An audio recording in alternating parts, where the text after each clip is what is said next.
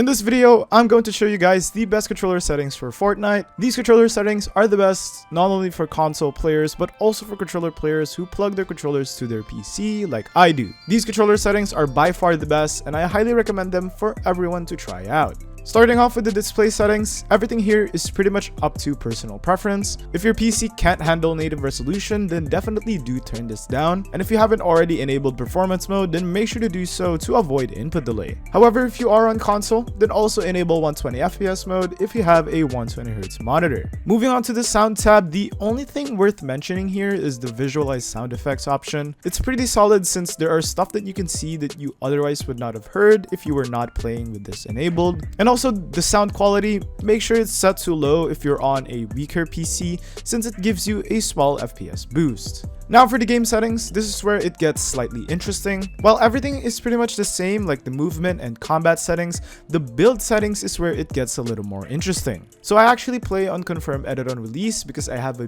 beast of a controller which I will show you guys later on in this video. However, if you don't have a custom controller and you're new to the game and you want to start building up your skill level, then definitely do make sure to set this on reset only. This is because there is a slight input delay with edit on release if you have slow triggers or if you're playing with a standard controller. The debounce time of the controller's buttons as well as just your overall speed is slightly slower without edit on release, so you definitely want to take note of that. Everything else here should be ignored except the replays, in which you want to disable all of them if you want to give yourself around 20 to 30 more FPS. For the game user interface, it's all up to personal preference. I wouldn't touch any of these except maybe the HUD scale. I find anywhere from 60 to 80% as the perfect sweet spot.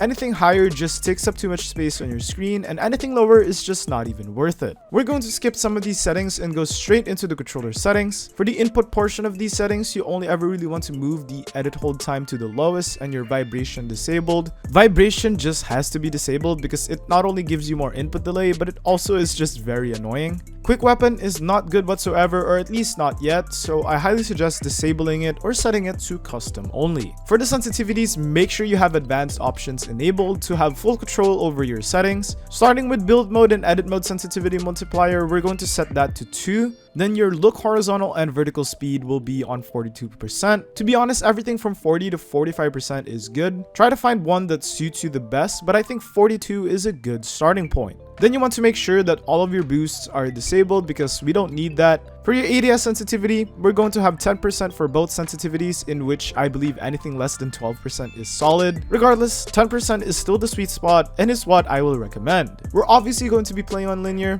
Linear is by far more productive when it comes to shotgun aim and overall consistency. And as for the dead zones, these are typically up to personal preference and it depends on your controller's health. Thank you guys so much for watching this video. I hope you guys learned something new, and if you did, then make sure to like, comment, and subscribe.